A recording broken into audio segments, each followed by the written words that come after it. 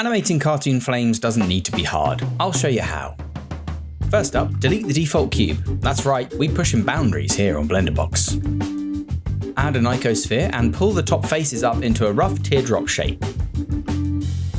Shade it smooth and drop on a subdivision surface modifier set to about 3.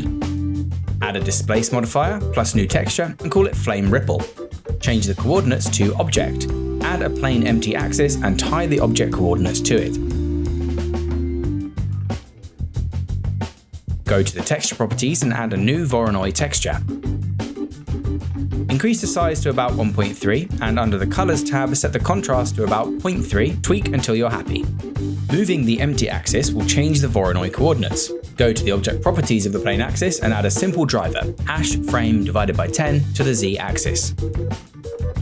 Voila, wobbling flame. Now let's add the material. In your render settings, make sure that bloom is checked. Go to the shading tab and add a new material called flame red. Delete the principled BSDF node and replace it with an emission node.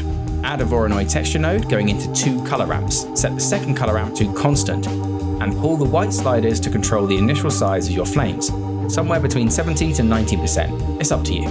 Add a transparency node and mix your emission and transparency nodes using a mix shader. Disconnect the color ramp's output and reconnect the factor of the mix shader.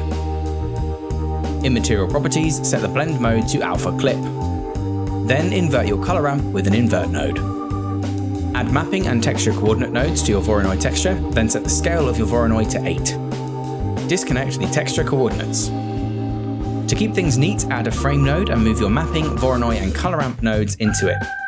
With the frame selected, press N and label the frame main flames. Create a copy of these nodes in a new frame labeled small flames and set the voronoi scale to 16. Reconnect texture coordinates to both groups. Add a mix RGB node and put your main flames output into slot 1 and your small flames output into slot 2. Then connect the mix node back into the color ramp. Duplicate your small flame group and rename it to large flames. Set that voronoi scale to 4.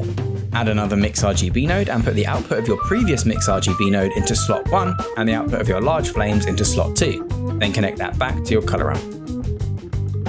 Change both mix nodes to soft light and crank the factor all the way to 1. Make sure you connect this to your texture coordinates too. Adjust your sliders to control the thickness of your flame. Let's get this thing moving. To make the flame peter out at the top, add a gradient texture node. Connect it to a mix RGB node and plug the main flames into it, then the mix node into where the main flames used to be.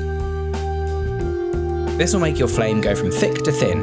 To change the angle, add a mapping and texture coordinate node to the gradient texture and rotate the y-axis to -90 degrees, and adjust the x location until the flame sits at the bottom of the icosphere. To get the flame moving, add a driver to the z-axis of each flame mapping node. Frame divided by 30 for main flames, frame divided by 60 for small flames, and frame divided by 15 for large flames. Then set the color of your emission shader and crank the emission to about 6. Duplicate, scale and rotate your icosphere, then duplicate material and change the color. Do this a few times to get your red, orange, yellow and white. For each one, tweak your color ramps or voronoi settings so they're not exactly the same. And that's it, you're done. Procedural cartoon flames in Blender. Cheers!